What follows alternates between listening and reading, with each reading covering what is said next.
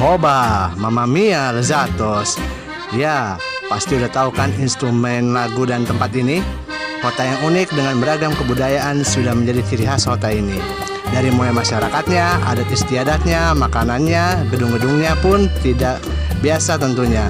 Nah, selain keunikan itu semua, kota Italia juga menjadi kota kelahiran satu sosok filsuf yang cukup terkenal dan berpengaruh. Siapakah dia? Yaps, siapa lagi kalau bukan Thomas Aquinas.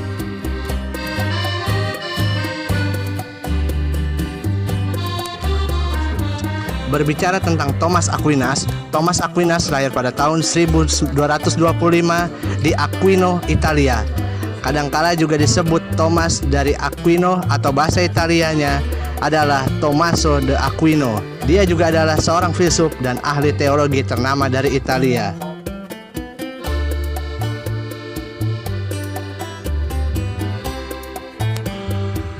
Dilihat dari sisi keluarganya, ayahnya ialah Pangeran Landulf dari Aquino. Orang tuanya adalah orang Kristen Katolik yang saleh. Itulah sebabnya anaknya, Thomas, pada umur 5 tahun diserahkan ke biara Benedictus di Monte Cassino untuk dibina agar kelak menjadi seorang biarawan. Setelah 10 tahun Thomas berada di Monte Cassino, ia dipindahkan ke Naples untuk menyelesaikan pendidikan bahasanya. Selama di sana, ia mulai tertarik kepada pekerjaan kerasulan gereja dan ia berusaha untuk pindah ke Ordo Dominikan, suatu ordo yang sangat berperan pada abad itu. Nah, berbicara tentang filsafat Thomas Aquinas percaya bahwa kebenaran adalah benar dimanapun ditemukan, seperti juga para filsuf Yunani, Romawi, Yahudi, dan Muslim. Secara khusus, ia adalah seorang realis. Dia mengakui bahwa dunia dapat diketahui seperti apa adanya. Thomas Aquinas menganut faham terminologi dan metafisika Aristoteles.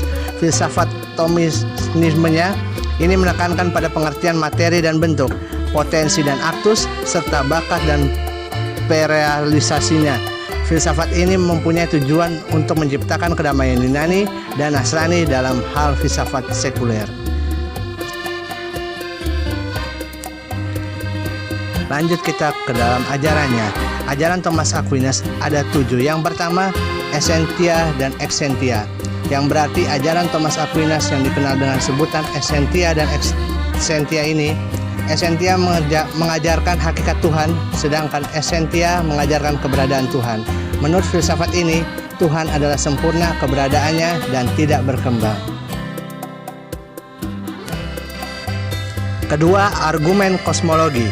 Ajaran atau filsafat Thomas Aquinas yang ketiga adalah argumen kosmologi dan biasa disebut teologi naturalis. Dalam kosmologi, Thomas Aquinas berpendapat bahwa manusia dapat mengenal Allah melalui akal yang mereka miliki, meskipun pengetahuan tentang Allah yang mereka peroleh dengan akal tersebut tidak jelas dan menyelamatkan. Yang ketiga, Thomisme. Thomisme adalah aliran filsafat yang dicetuskan sebagai hasil pemikiran Santo Thomas Aquinas, seorang imam Katolik yang saleh.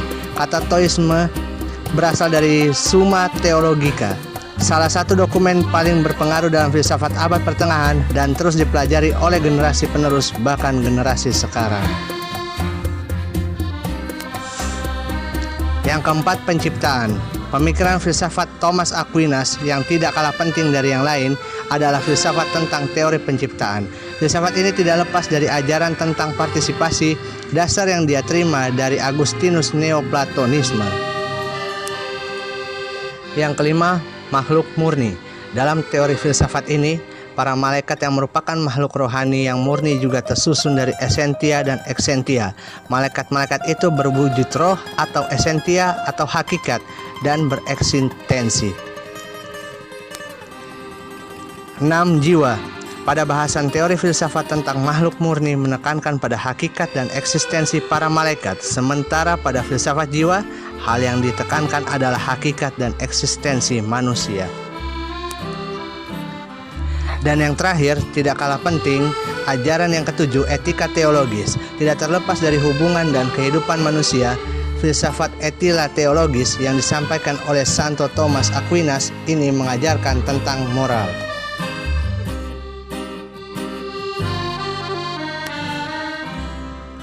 Demikianlah ajaran Thomas Aquinas, dan pada akhirnya ia meninggal pada tanggal 7 Maret 1274 saat memberikan komentar pada Kidung Agung. Oke teman-teman, sudah cukup jauh nih kita bahas tentang seluk-beluk Thomas Aquinas. Saya harap teman-teman dapat mengerti ya. Dan walaupun ada yang kurang mengerti, bisa teman-teman tanyakan di kolom komentar ya. Jangan lewatkan juga untuk subscribe, like, and comment, dan share video ini. Sampai jumpa.